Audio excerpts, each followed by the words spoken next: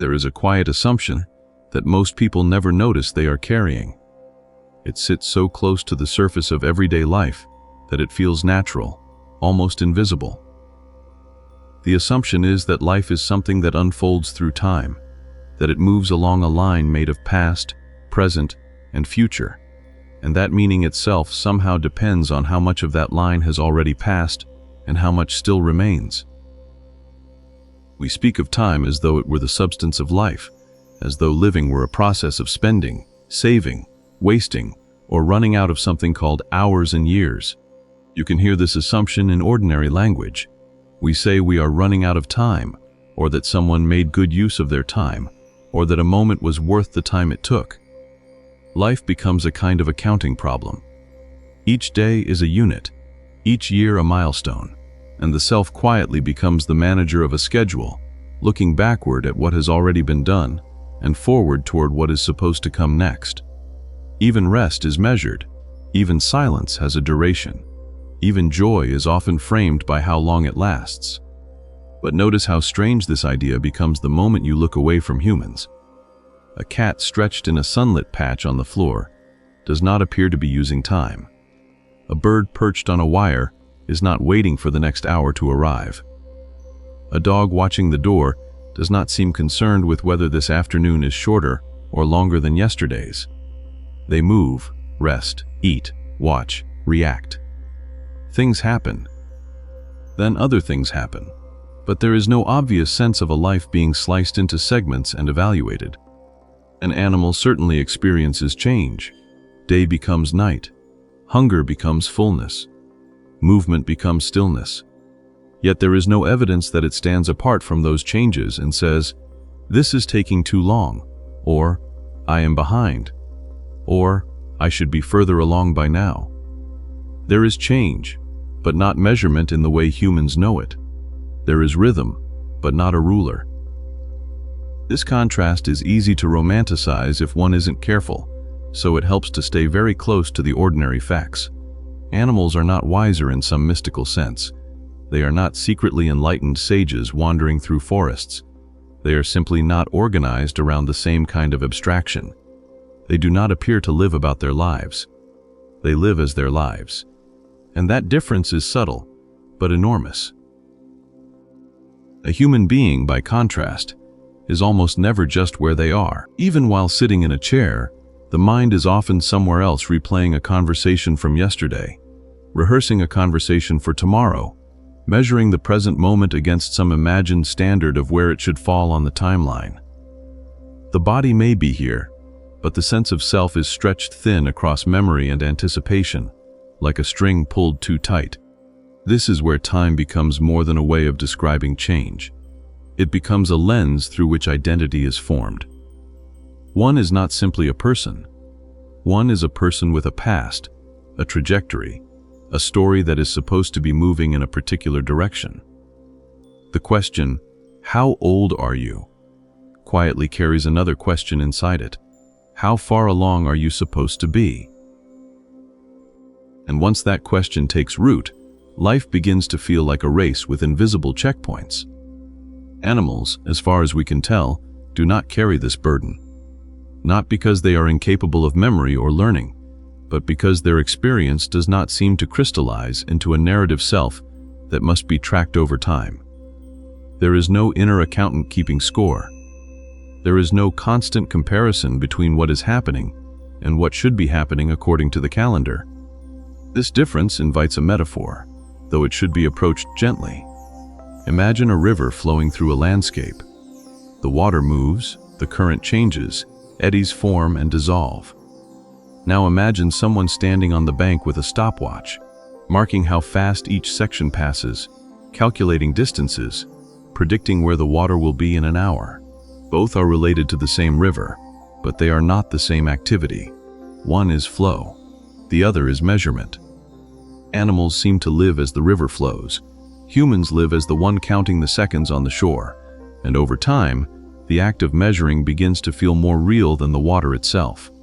The numbers become more important than the sensation of movement, more important than the sound, the temperature, the simple fact of being carried along. At first, this seems useful. Measurement creates coordination. It allows societies to function, trains to arrive, food to be stored, plans to be made. There is nothing inherently wrong with clocks or calendars. The subtle shift happens when the measuring tool quietly becomes the definition of life itself, when time stops being a way to describe change and becomes the thing that is believed to be passing, running out, or owned. Animals do not appear to step outside the river to evaluate it. They are not haunted by the idea that the current is moving too fast or too slow.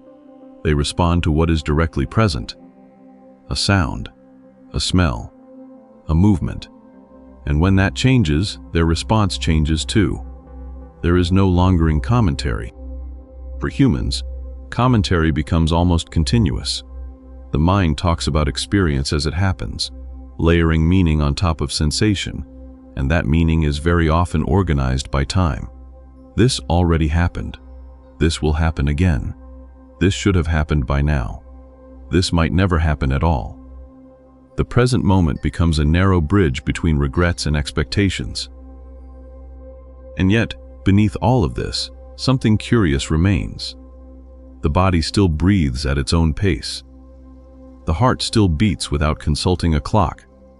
Sensations still arise and fade without asking permission from the calendar.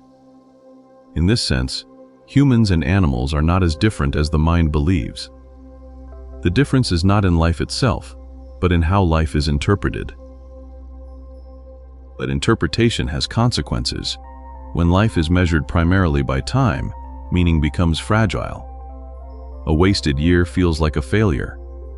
A late start feels like a flaw in identity. Aging feels like a problem to be solved rather than a process to be lived. Anxiety quietly grows out of this structure, not as a sudden crisis, but as a constant low-level tension, a sense that something is always slipping away. Animals, not measuring in this way, do not seem to experience this particular form of tension. Their challenges are immediate, concrete, physical: hunger, danger, comfort. When those are resolved, the tension dissolves. There is no abstract remainder, no lingering sense of falling behind. This does not mean human life would somehow improve by abandoning time altogether. That would miss the point. The point is subtler. It is that humans live with a double exposure: the raw flow of experience and the mental framework that measures it. And most of the strain comes not from the flow itself, but from mistaking the framework for reality. At this stage, nothing needs to be concluded. It is enough to notice the contrast, to see how easily life becomes something to manage rather than something that happens. To recognize that what feels like time pressure is often not pressure from the world, but pressure from a story the mind is telling about where life is supposed to be on an imagined line. We can stay here a little longer, with this image of the river and the stopwatch, without deciding what to do about it. Simply noticing how different it feels to imagine living as the flow, rather than standing beside it, counting, comparing, measuring, wondering whether the current is moving too quickly or not quickly enough. If we stay with this contrast a little longer, it begins to reveal something even more subtle. Humans don't merely use time as a tool. They quietly borrow their sense of self from it. Identity becomes a kind of timeline. There is a beginning that must be explained, a middle that must be justified, and an ending that casts its shadow backward over everything that came before. Who am I? Quietly transforms into what has happened to me so far, and where is this supposed to be going? This is why memory carries such weight. Memory is not just recollection. It becomes evidence, proof that something mattered, that something counts. A person does not simply remember an experience. They often evaluate it by where it sits in the story. Was it early or late? Was it too soon or too late? Was it on time? Memory becomes organized less like a landscape and more like an archive, carefully labeled and filed according to dates, ages, phases, and periods. Animals clearly remember, but their remembering does not appear to solidify into a personal history that must be defended or explained. A dog remembers where food appears. A bird remembers a safe place to land. but there is no indication that these memories form a narrative called "My Life So Far." There is learning without autobiography. For humans, autobiography becomes central. One's past is not merely something that happened, it becomes something one is. I am the person who went through this. I am the one who lost time here. I am behind because of that. Time, in this way, becomes sticky. It clings to identity.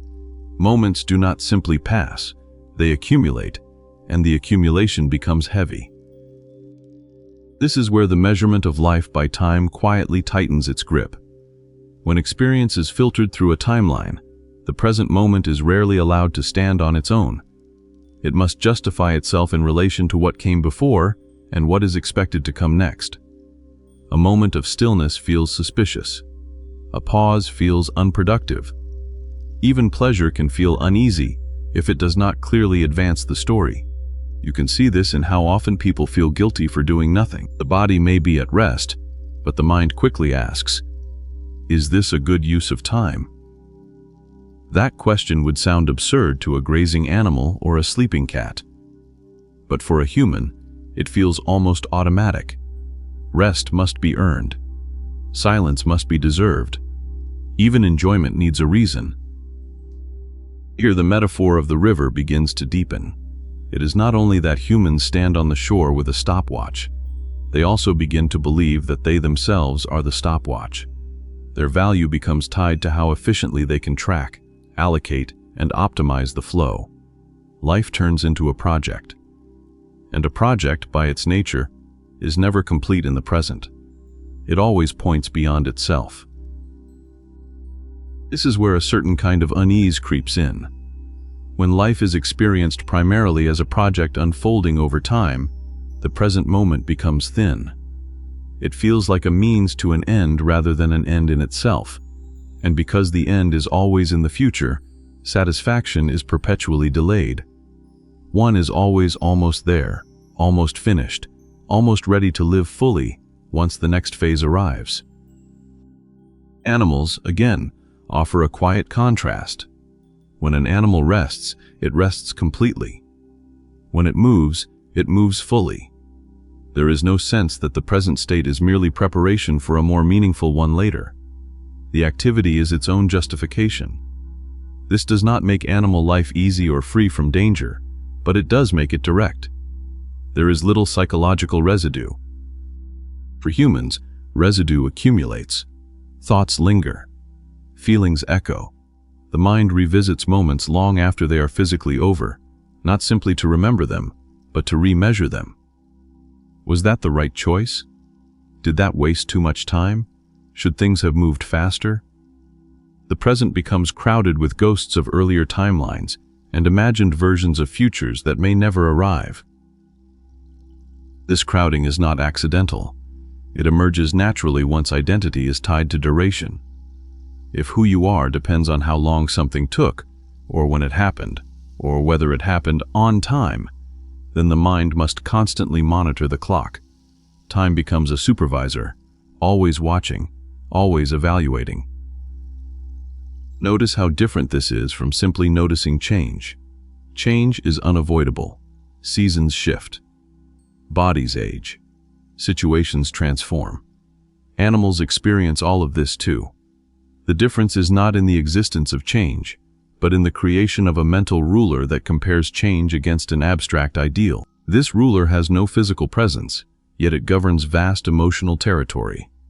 Anxiety grows easily in this environment, not as a sudden panic, but as a background hum.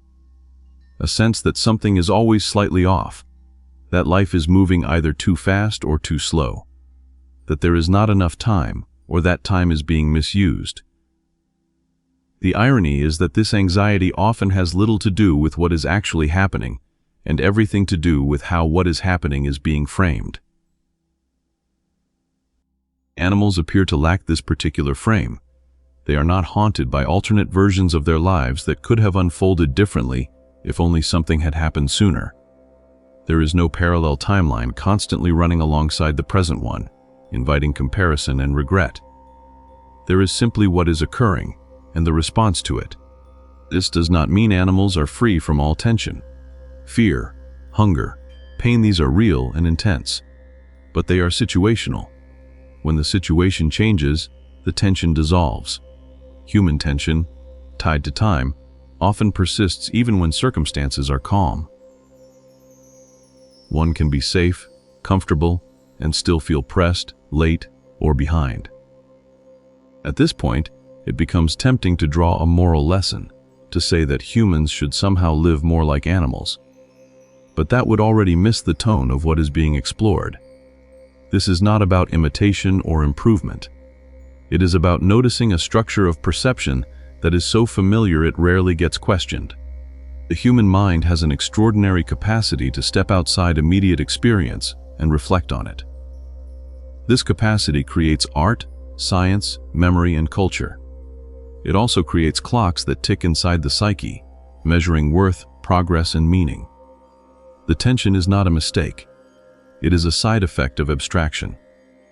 And abstraction, once created, tends to be mistaken for reality itself. The map replaces the territory. The calendar replaces the lived day. The age replaces the person. Animals never make this mistake, not because they are wiser, but because they never build the map in the first place.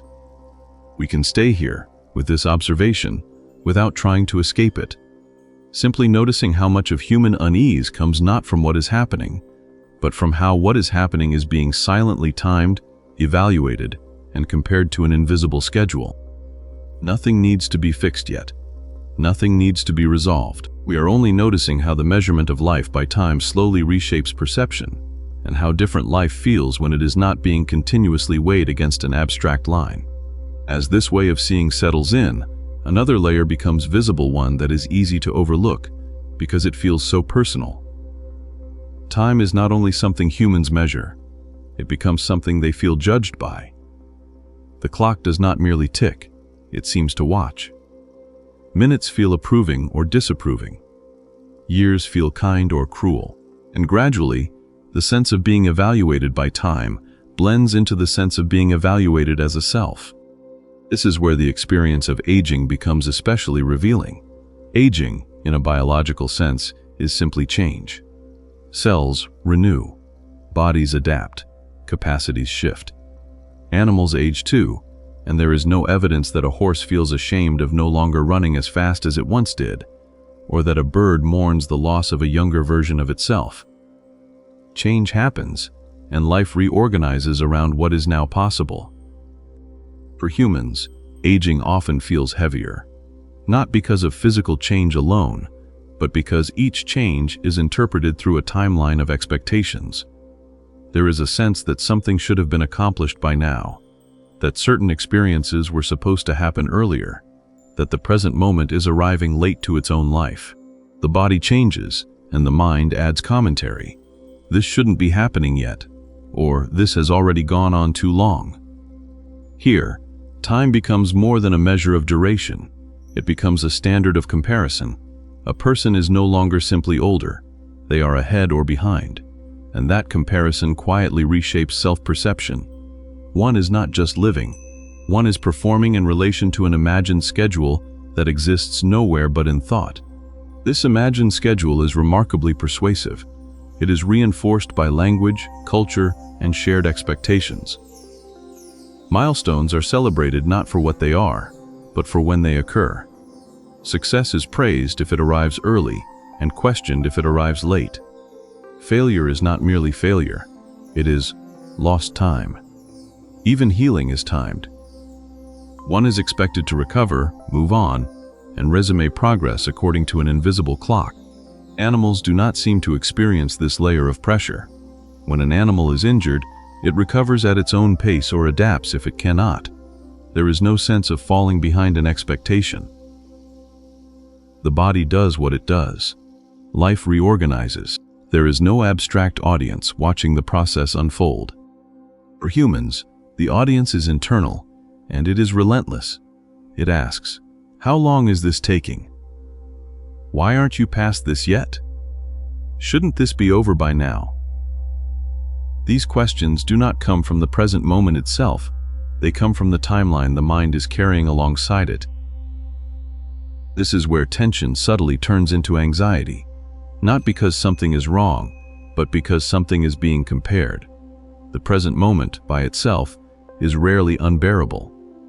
What makes it feel unbearable is the thought that it should be different by now. Time becomes a source of pressure precisely because it is imagined as something that can be mismanaged. Notice how often suffering intensifies when it is framed temporally.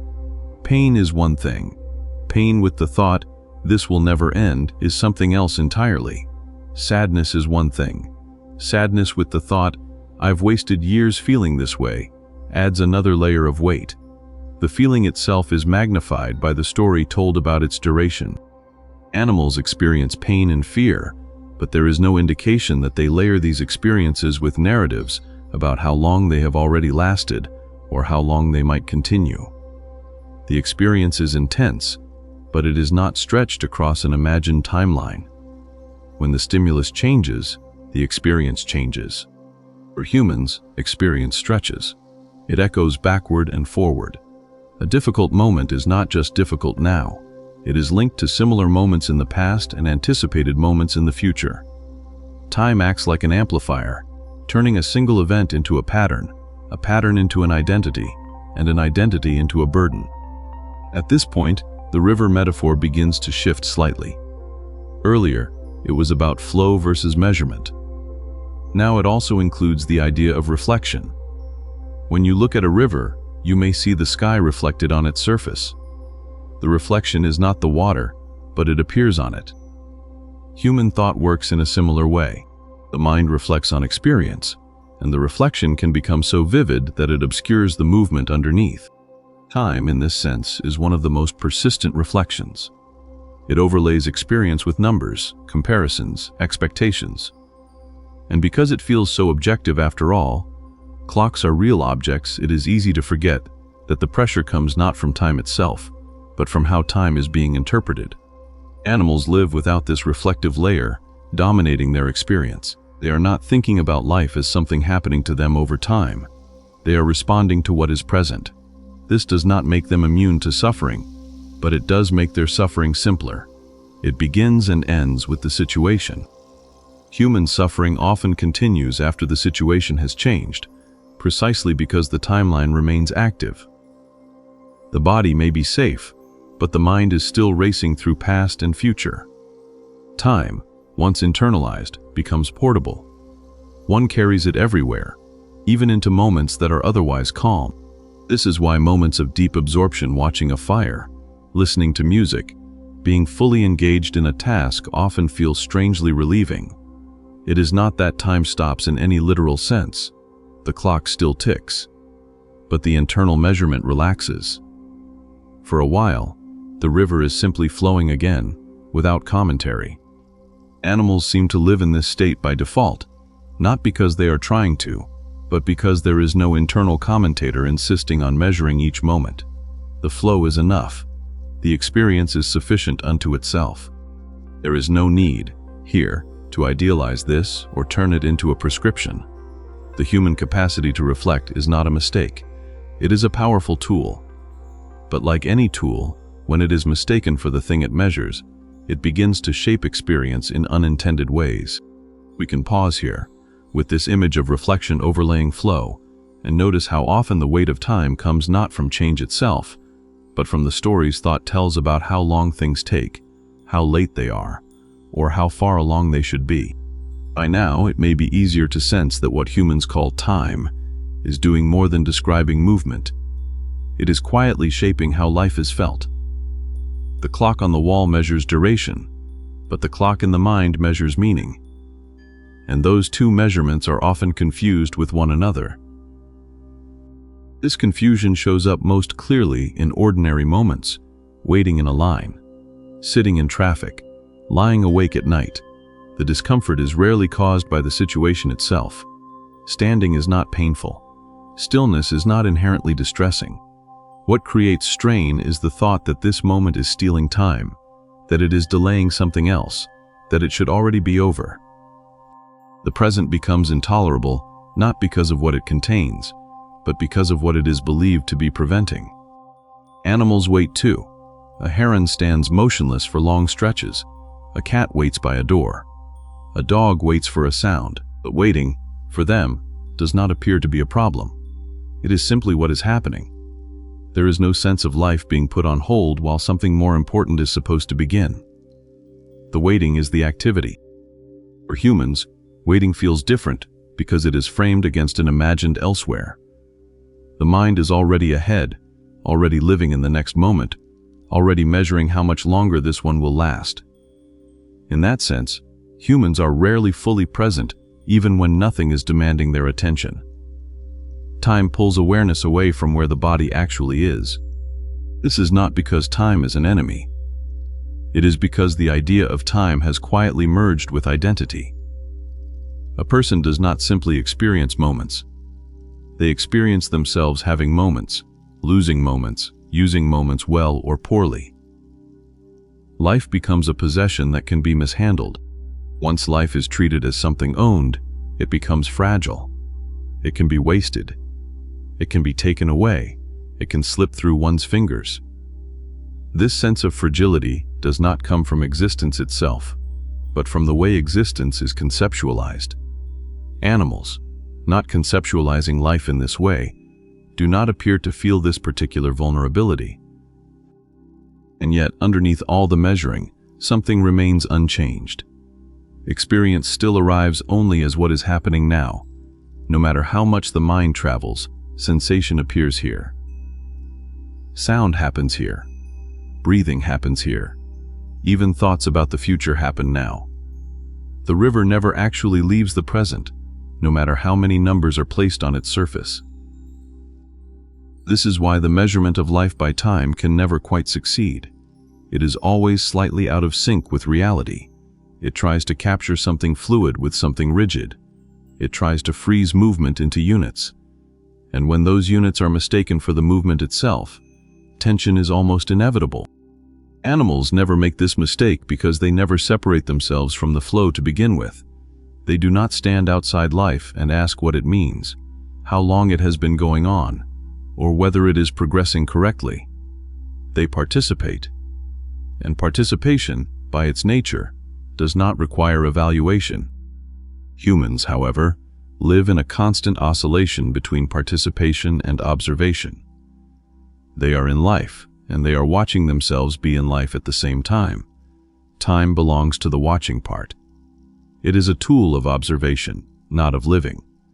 Problems arise when the observer is mistaken for the participant. Seen this way, the difference between humans and animals is not a moral difference, or even an intellectual one.